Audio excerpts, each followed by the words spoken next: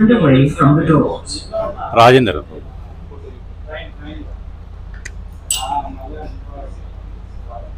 JP Vithal Rajender.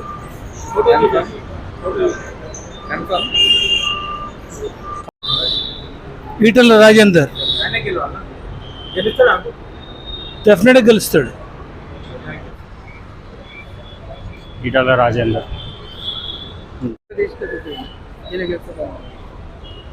ఎందుకు ఎవరో rowdy నన్ను తీసుకోరా. విఠల్ రాజేందర్. విఠల్ రాజేందర్ గెలిస్తే బాగుంటుంది అనుకుంటున్నాను.